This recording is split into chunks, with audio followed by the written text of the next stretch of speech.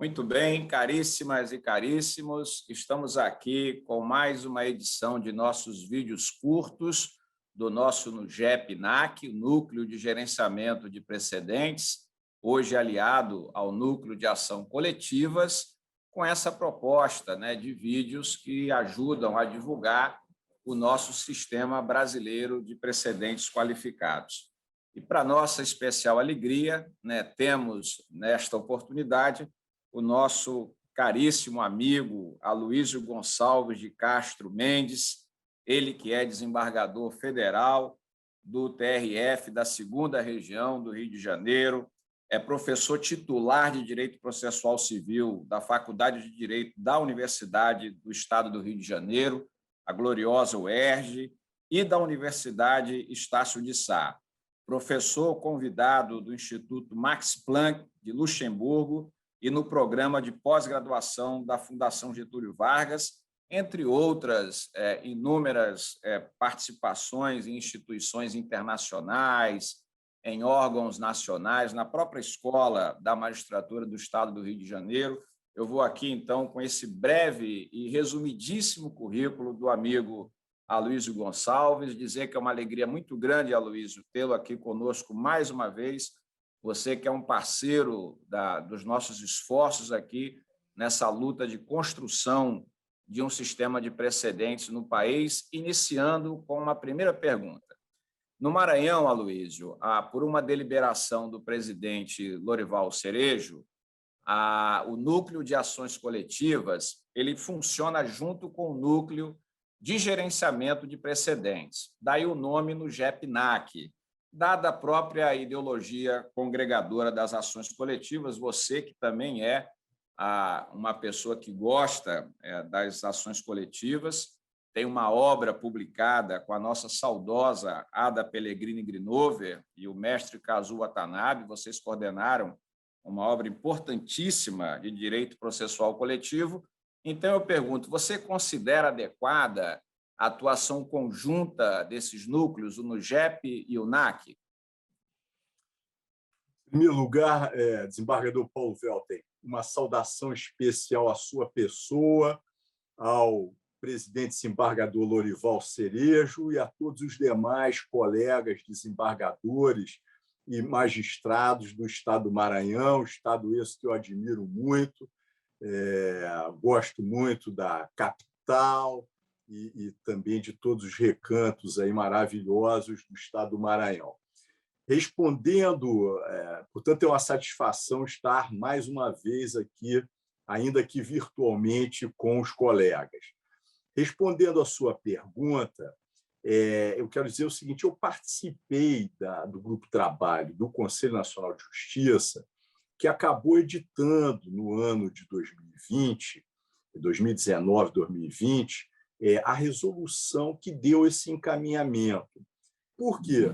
Porque o sistema de precedentes brasileiro é um sistema que trabalha também com um plano, digamos, comum, um plano de questões que acabam afetando a muitas pessoas ou podem ser afetadas.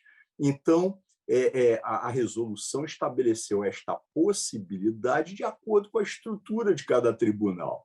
Então, eu acho que podem perfeitamente coexistir, o trabalho conjunto das ações coletivas com o trabalho dos precedentes. Maravilha. Aloísio, o Tribunal de Justiça do Maranhão ele tem se destacado entre os tribunais estaduais de porte médio no dever, nesse importante dever de uniformizar sua jurisprudência e mantê-la estável, íntegra e coerente, como determina o artigo 926 do Código de Processo Civil. Nós temos atualmente teses fixadas em 7 IRDRs, 4 IACs, e alguns outros em fase até de admissão. Você que é um dos grandes, se não o maior, entre os estudiosos desses incidentes processuais no país, e aqui digo porque você tem obras conhecidas, eu vou aqui fazer uma rápida apresentação. Obrigado. Essa que foi a sua última obra sobre incidente de assunção de competência, publicada em conjunto com o professor José Roberto Melo Porto, e essa sua exclusiva, né, sobre o incidente de resolução de demandas repetitivas. Pois muito bem, amigo, fale-nos um pouquinho, já com toda essa sua experiência, inclusive acadêmica, sobre as principais funções no contexto sócio-jurídico contemporâneo e como é que os tribunais brasileiros devem lidar com esses dois incidentes hoje. Perfeito. Desembargador Paulo Welter, precisamos, eu acho que, em primeiro lugar, os tribunais brasileiros ter uma noção talvez mais exata da sua fundamental importância, não apenas na resolução dos casos concretos, mas na formação dos precedentes. Os tribunais têm uma função pacificadora, mas ele pacifica a sociedade, os litígios, não só quando ele resolve um caso concreto, mas quando ele resolve as questões jurídicas que são controversas. E muitas vezes, mais importante do que aquele caso concreto é a resolução da questão de fundo, da questão jurídica que está inerente e que acaba ensejando uma quantidade enorme de outros conflitos além daquele do caso concreto. No passado, a gente tinha que resolver formar jurisprudência a partir de julgamentos concretos. Mas o sistema processual brasileiro evoluiu. Para quê? Para possibilitar, através de julgamentos concentrados, nos incidentes como o incidente de resolução de demandas repetitivas, como no incidente de assunção de competência, como nos recursos repetitivos no STJ, no Supremo, no TST, para que, através de uma única decisão, se possa uniformizar aquelas questões. Muita gente fala, mas isso é função dos tribunais superiores. Eu costumo dizer, não apenas, porque hoje o sistema ele tem um mecanismo que possibilita, muitas vezes, que o tribunal estadual ou regional comece esse processo de uniformização. E vejam que, em termos de direito local, a posição do Tribunal de Justiça pode ser a última palavra. Então, ela é muito importante. E, mesmo quando ela não é a última palavra, ela abre o caminho para que aquela questão chegue de uma forma já concentrada e mais rapidamente até os tribunais superiores. Então, nós temos que entender o sistema. Eu quero dizer que o Conselho Nacional de Justiça está muito preocupado com isso, no bom sentido, no sentido de estimular, no sentido de mostrar que tribunais, como o Tribunal de Justiça do Maranhão, estão sendo um exemplo na aplicação desse sistema, porque ele mudou muito o passado em relação ao presente e ao futuro. Então, uma boa atuação dos tribunais de justiça é fundamental para que o sistema funcione bem. Eu costumo dizer que nós temos que exercitar mais a nossa função uniformizadora. E isso é fundamental nos dias de hoje. Então, eu queria, ao mesmo tempo, parabenizar o Tribunal de Justiça do Maranhão, mas dizer que é um caminho que está se iniciando e que nós precisamos consolidar nos próximos anos. Aloysio, alguns críticos do IRDR mencionam que essa técnica de produção de decisões vinculantes não seria constitucional. Qual é a sua posição a respeito desse tema? Eu tenho a impressão que cada vez mais essa afirmação ela já está sendo, digamos, colocada de lado pela própria realidade dos tribunais, né? O Supremo, o STJ, os tribunais superiores de maneira geral, estão utilizando esses mecanismos e não estão, digamos, dando, digamos, razão a essas alegações.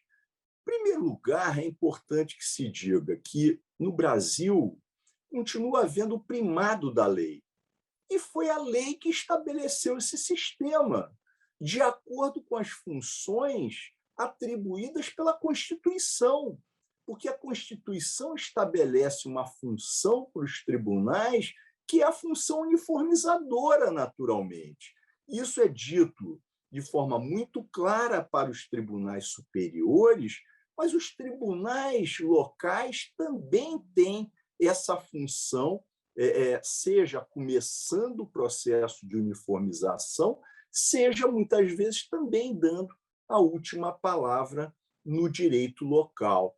É claro também, eu costumo dizer que o sistema brasileiro ele não pode ser visto só de modo crítico, porque muitas vezes, às vezes, o meu professor querido, saudoso Zé Carlos Barbosa Moreira, dizia que às vezes nós temos complexo de tupiniquim, digamos assim, um complexo, às vezes, de uma situação que seria de orgulho e que acaba muita gente achando que é de inferioridade. Não, nós estudamos o sistema de precedentes, a comissão de juristas fez isso. Então, quando elaborou esse sistema, ela procurou estabelecer um sistema mais evoluído até do que o dos países do common law. Vou dar exemplos curtos. O nosso sistema de precedentes prevê um procedimento especial, com maior margem para o contraditório, para a ampla defesa, para a participação, para a transparência, para a comunicação. Então, isso é uma evolução e não um retrocesso. Então, é claro que nós temos uma realidade complexa, com um assoberbamento de processos, mas isso será vencido gradativamente também com auxílio importante do sistema de precedente, porque ele vai começar a, digamos, ensejar uma economia no médio e no longo prazo. Isso é importante que seja bem compreendido. Luiz, agora uma questão que suscita muitas dúvidas aqui entre os colegas. A suspensão dos processos pendentes, de que trata lá o artigo 982, inciso 1 do Código de Processo Civil, pode ser mitigada nos tribunais? O que você pensa a respeito dessa questão? Ela pode sim. A redação do código talvez tenha dado ensejo a uma interpretação muito rígida, no sentido de que, havendo incidente, tem que haver a suspensão. A suspensão foi um mecanismo de se garantir, em determinadas situações, a isonomia, ou até que o tribunal colocasse, de certo modo, um freio, digamos, em situações em que estariam gerando um conflito muito grande e que o melhor seria a suspensão do que uma outra medida. Mas nós temos hoje outros mecanismos a partir até da interpretação. Desembargador Paulo Velta, uma coisa que a gente não tem usado muito, mas que é possível, em tese, é a própria, digamos, questão controversa ter uma tutela antecipada no IRDR ou no IAC. Vou dar um exemplo. O tribunal já tem uma posição majoritária predominante. Ele apenas não havia se utilizado do IRDR e do IAC. Então, ele, a partir daí, e os tribunais superiores também têm feito algo parecido, que é transformar a jurisprudência não vinculante, depois começar a colocá-la como vinculante nos recursos repetitivos. Então, o tribunal, quando já aponta ou quer apontar um caminho, ele pode dar uma tutela provisória no âmbito do IRDR e do IAC, para que, no âmbito local, se siga aquela interpretação que o tribunal entende mais correta. E aí não há necessidade nem da suspensão. Então, estou dando um exemplo de possibilidades diferentes, né? Então, cabe ao tribunal analisar em concreto, né, a situação e verificar aqui o melhor é a suspensão ou não. E aí ele vai decidir. Isso vai ser aferido no tribunal local e também pode ser no âmbito nacional pelo Tribunal Superior. Mais ou menos o que afirmou o ministro Paulo de Tarso Sanseverino lá naquele primeiro encontro nacional, ainda em 2019, né? Que isso fica ali como uma decisão do tribunal. Ele analisa a conveniência e a oportunidade da suspensão. Exatamente. Vejam, por exemplo, desembargador Paulo Velter, a matéria criminal, né, é mais delicada. Então, o tribunal, às vezes, pode não suspender ali os processos, né? Então, ele tem que analisar realmente ali a situação como um todo. E essa é a liberdade que os tribunais têm para analisar todos os fatores favoráveis, digamos, a uma suspensão e também negativos, e colocar isso na balança, né? Maravilha. Por fim, Aloísio, nós podemos afirmar que temos um modelo brasileiro de precedentes qualificados. Ele pode, esse modelo, ser uma ferramenta importante de gestão dos tribunais? Eu acho que ele é um sistema hoje central. Ele é fundamental, porque nós temos, o Brasil é um país de dimensões continentais, nós sabemos que temos muitos conflitos, etc. e tal. Mas os tribunais, desde os superiores até os nossos tribunais locais, eles precisam ter essa análise. Dentre as questões controversas, quais são as que têm maior repercussão, maior relevância? E aí ele começa a estabelecer uma prioridade. Não, essas questões aqui são as que têm maior repercussão, então eu preciso uniformizá-las primeiro. Então, o tribunal, quando faz isso de um modo bem feito, ele está gerindo de um modo macro como devem ser as coisas hoje. A gente não pode continuar naquela cultura de 100, 200 anos atrás, que o magistrado só ia decidindo ali, caso a caso, não pensando numa realidade mais abrangente. Então, isso está na esfera do tribunal, né?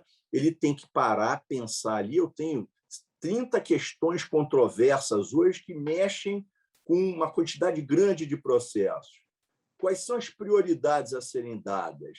E me parece que esse núcleo de gerenciamento de precedentes tem essa função junto com a cúpula, claro, do tribunal. Então, são os desembargadores que têm em mãos hoje um poder muito grande, e um poder no bom sentido, de verificar o que é mais importante, o que precisa ser uniformizado de forma prioritária. Fazendo isso bem, ele vai gerir bem digamos, esse fluxo processual, e aí nós teremos uma prestação jurisdicional em termos quantitativos e qualitativos com melhores resultados, eu tenho certeza.